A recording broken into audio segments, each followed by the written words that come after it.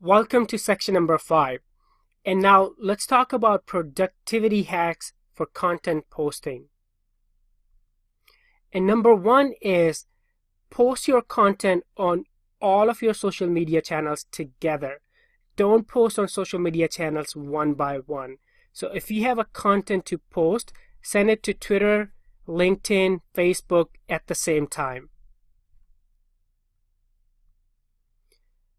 And productivity hack number 2 is schedule your content. My formula is I typically schedule 1 week's content on a Sunday, but you can pick any day and schedule content for a week. Some people like to do it for 2 weeks or even a month in advance, but scheduling content will save you a lot of time.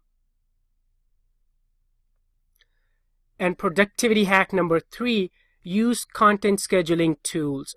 And now there are a number of tools out there, but these are my favorite tools that I have tested and I like them. Number 1 is Hootsuite and Hootlet extension. Number 2 is Buffer. Sprout Social and Meet Edgar is also a really good content scheduling tool. I will show you some of these in the future lectures. And keep in mind, schedule your posts or your content in batches.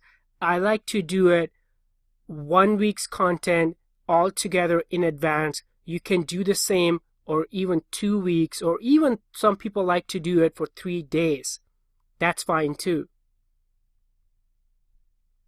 Here are some additional tips. Make sure you create a plan before you start posting your social media content. And I will share my social media plan and system in a future lecture. And number 2 is be consistent with your plan. Test different tools, but use the ones that you like the most and that you are comfortable with the most.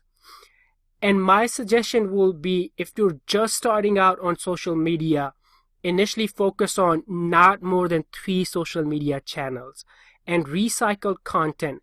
You can reuse your content over and over again.